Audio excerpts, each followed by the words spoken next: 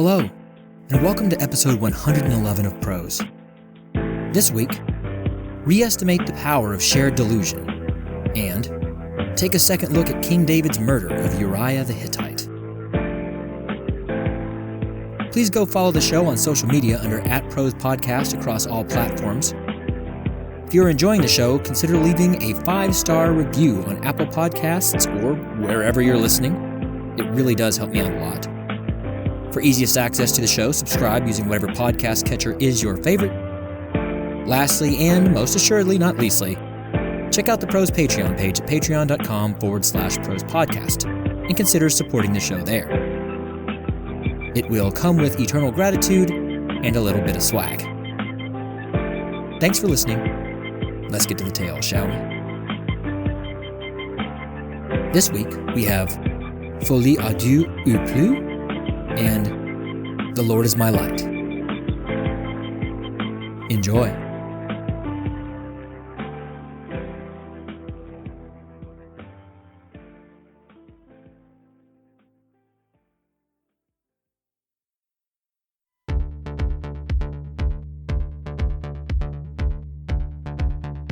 Folie à Deux ou plus, an original short story by Jared I. McGee.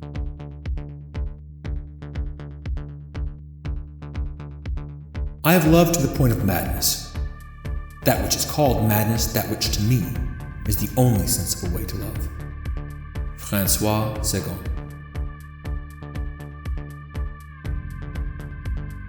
Folie à Deux, the madness of two. Shared madness. A relationship so intertwined that two people lose all touch with objective reality. The opposite of neutrality. The opposite of solitude. Two minds melding into one. Two bodies in perfect synchronicity. And yet, Folie à Deux is seen as a malignant psychiatric syndrome to be crushed, to be treated and made better, so to speak. The experts say that men and women with above-average IQs are more susceptible to this phenomenon. Those affected are noted to not only not seek out treatment, but to actively avoid any treatment that people try to offer up. Their purported delusions strengthen without intervention, allowing the couple to share even more of their own reality. The soft scientists of the world use the DSM-5 as their Bible, a treatise from which one can scry all truths of the infinite expanse of the human experience. In this particular case, the madness has been purged from this most recent edition. Still, according to many psychologists entrenched in earlier structures and definitions, Folie à Deux is only given 3 criteria one must meet in order to be a sufferer.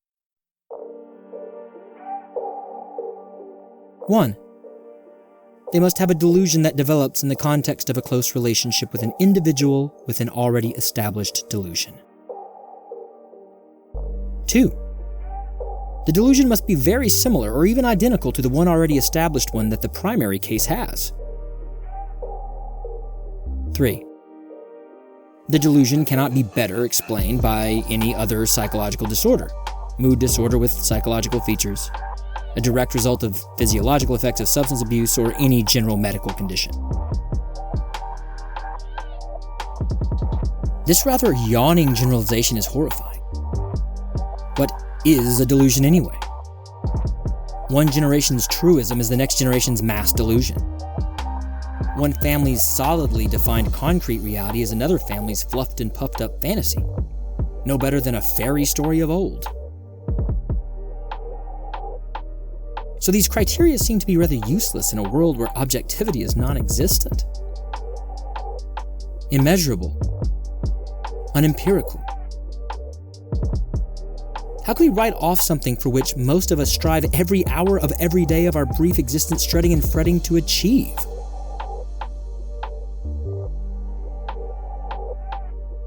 That's the way Janine and I see it anyway. Like all couples, we each have closets with skeletons in them, and we have shared closets with even more ossuaries. At this point, we've shared all those bones with one another. She knows my bad things, some dead and gone and others still limping along with me. I know her bad things, some dead and gone and others still limping along with her. Janine and I are open books to one another. According to the experts, that is what begins a shared madness. From that sharing comes shared feelings of persecution and two people beginning to jump on the same delusional, if not fully hallucinatory train. Janine always says that we just see the world as it is. We cut away the niceties and PC-ness of the modern era and see the grit and grime. We see the disgusting open sore that is humanity, weeping and pussing in all its gory glory.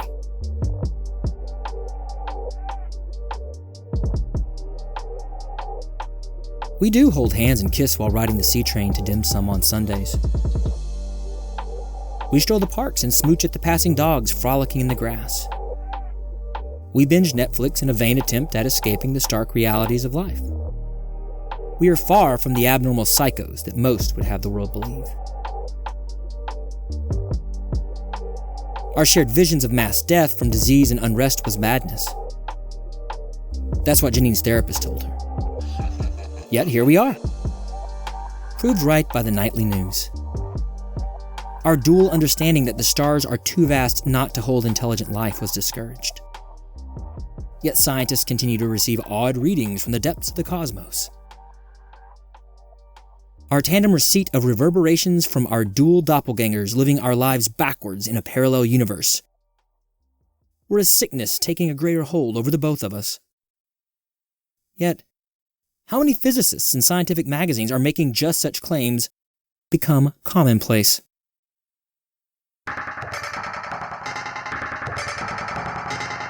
One person's madness is oftentimes nothing more than visionary ability to see past the now. A pushing away from the myopic and the cowardly. The names of the mad shout out across the ages. Socrates, Tesla, Pythagoras, Hawking, Byron, Curie, Newton, Franklin, Hippocrates, Cavendish, Xinguo, Pascal, Leibniz, Brahe, Paracelsus, Awning, Lucretius, Da Vinci, Mueller, Babbage. The list is finite but long. These madwomen and madmen were certifiable in their own time, as were many others. But the future has seen their visions as truth realized before their time. One person's madness is oftentimes nothing more than visionary ability to see past the now.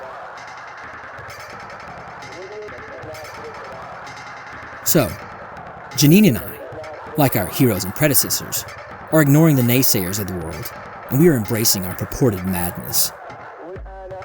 In fact, we are seeking to share our madness with others. Our sexual and personal proclivities already have us dating a fine young woman named Sophia. With her, we shall be extending to a folie à trois, one more loved one with whom we can engage the truth. I love Janine fiercely. Janine loves me blindly and wholly. We are both realizing the depths and extent of our love for our jewel Sophia. After Sophia, onto a folie à quatre. After that foursome, our family will no doubt continue to increase. People who are so used to being lied to and manipulated are so hungry for the truth. Our numbers will burgeon in no time. All soothsayers see this happen. And in the truth and freedom that comes now with sexuality, that truth is only intensified, as is the connection. Folie en famille will take place of our limited numbering, pushing more toward the folie à plusieurs, a sharing of madness between so many that the psychobabblers of the world lean away from it in fear, despite numerous historical instances of just such a phenomenon.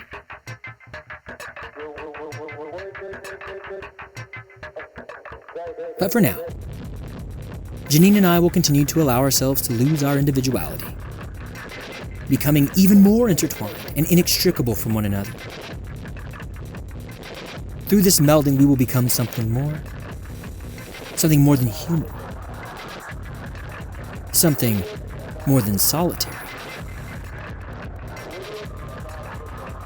So what if we lose touch with objective reality? This is the point of anyone's search for that which is beyond the structures of this limiting world. The opposite of neutrality, the opposite of solitude. Two minds as one. Two bodies in perfect synchronicity. To become 3, then 4, then 6, then 17. We will love in madness, as that is the only sensible way to love.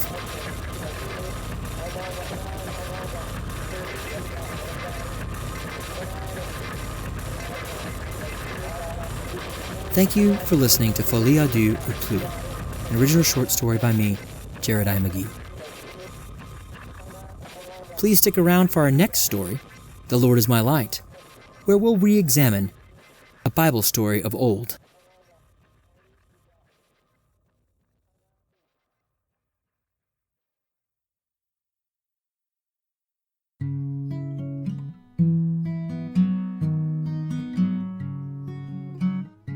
The Lord is My Light, an original short story by Uriah McGee.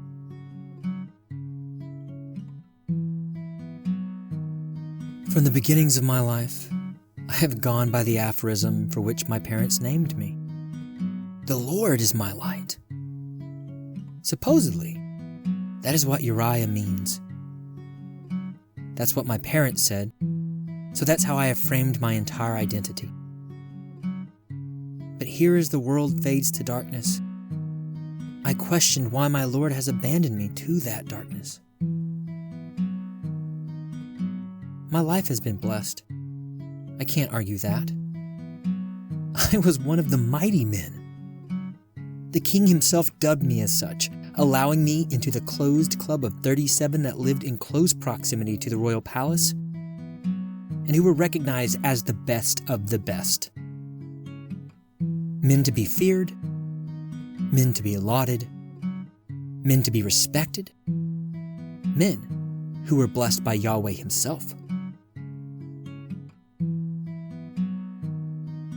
All of this in spite of the Israelites clearly ignoring the one God's extermination decree of all of us, we peoples who stood in the way of God's chosen people.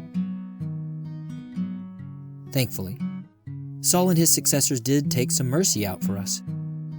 So my rise to prominence and to power after all these generations is doubly miraculous and doubly a reason for me to praise the great I Am for his blessings upon my family and me. It's not that I hadn't embraced the true path from my birth. It's not as if my family hadn't fought for the cause of Yahweh across the plains and the peoples of the world. The chosen ones showed a kindness that seemingly defied a divine mandate. And that meant the world to generations of my family, and to me personally.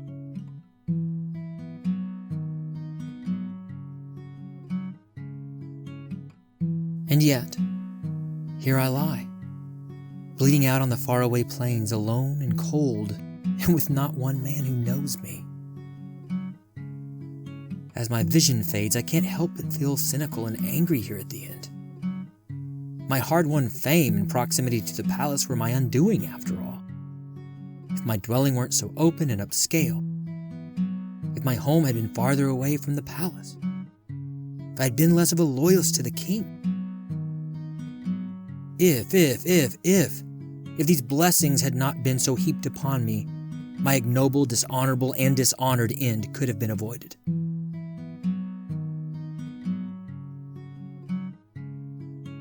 Window views. That's what precipitated this fall. This death choked with dust and blood. King David simply walked past the window at just the right time.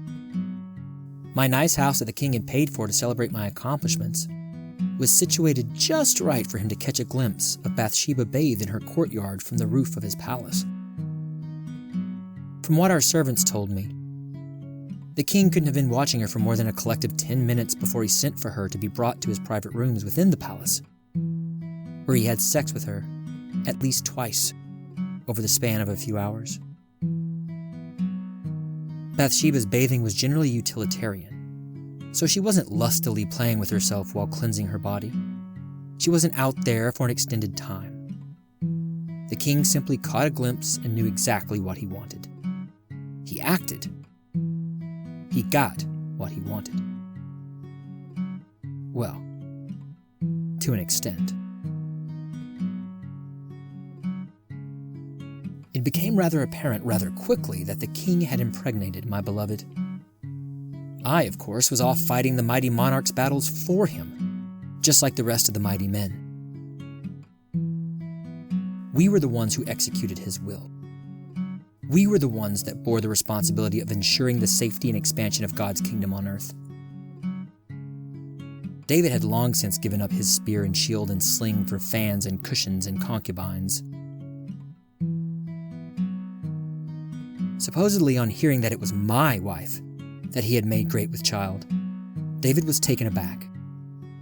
He was nervous that, if confronted by such an affront to the dignity of one of their own, the mighty men would lash out and see it as an overarching overstepping of their king. The 37 would rise up together and allow for a military coup. Such actions were not unprecedented in the world, after all.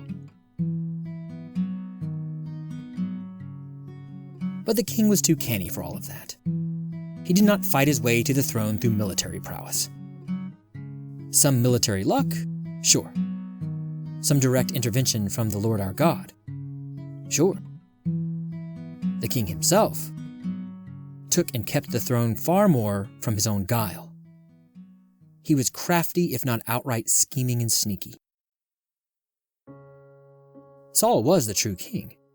Yet Saul and his kith and kin were wiped away from Israel as if they were foreign usurpers there at the end. God help me. I helped David destroy them and take the throne. I was one of the Davidian right hands. That canniness took the form this time of the king ordering me to come back from the front lines. Not often was this done, but when it was, the order generally meant a promotion or some form of accolade. A gift for the hardworking, hard-fighting man in question. Upon my arrival in the throne room, though, the king ordered me to go home and wash my feet, to wash away the mud and dust from my travels, to attend to my wife. Everyone present knew what that meant, even those of us not in the know of the open secret that my wife was pregnant. This was an order for me to go home and attend Bathsheba, to get our business in order as a couple, as a unified unit, to be blunt. He wanted me to go and have sex with my wife. Such an order was unheard of at the time of war. The warriors of Yahweh did not ever lay with their wives. Not when they were fighting. That was an affront to their holy mission of cleansing the world of the nemesis of the Lord our God. This was an accepted practice since times immemorial. Since before the time of the enslavement in Egypt. Since before the times when the people began to write down our history and our divine mandates. David was clearly breaking with God himself in this regard.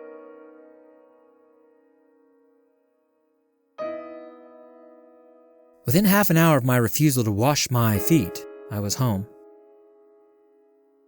Within an hour beyond that, I had received orders deploying me to the much more dangerous front lines of the plains the next morning.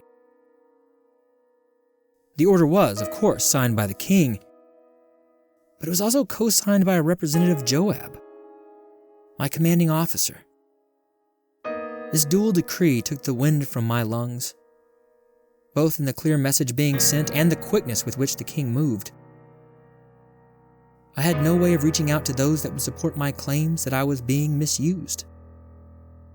That's not to even mention that Bathsheba's weeping and clear maternal condition let me know upon first sight what had happened. As always, the king was 5 steps ahead of anyone he perceived as a threat. So I would deploy the next morning.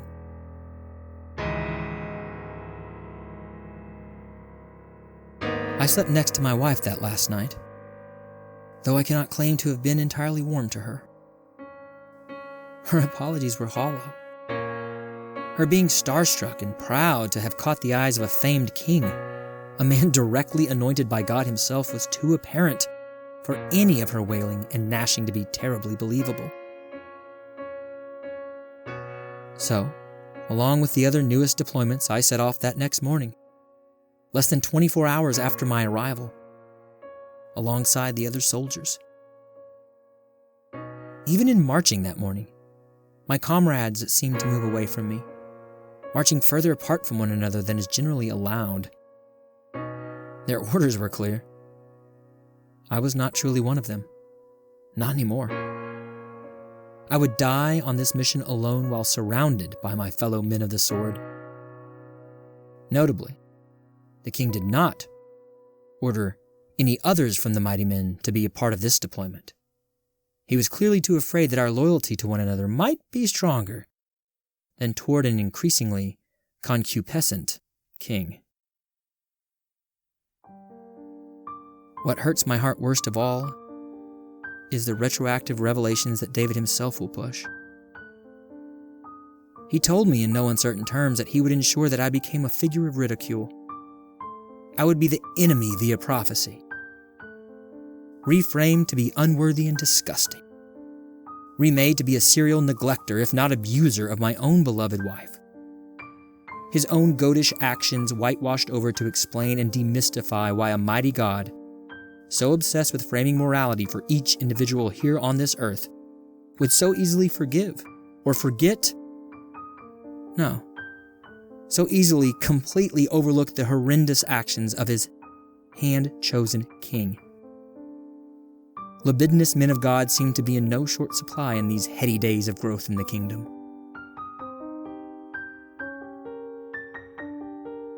So a toast to me, as I lay here dying.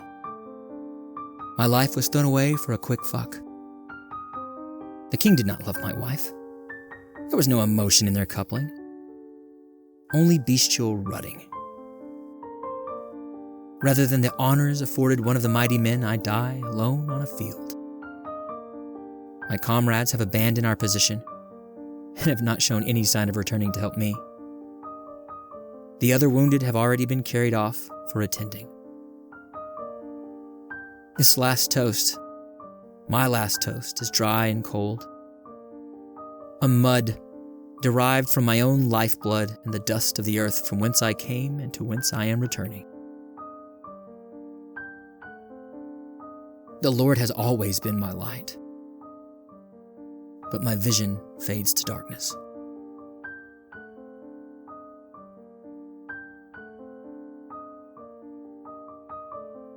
Thank you for listening to The Lord is My Light, an original short story by me, Jared I. McGee. That does it for prose this week. I certainly hope you enjoyed both short stories. The sounds you heard on the short stories come from YouTube's free audio library, freesound.org, or are of my own invention. Those that are taken from the other two sites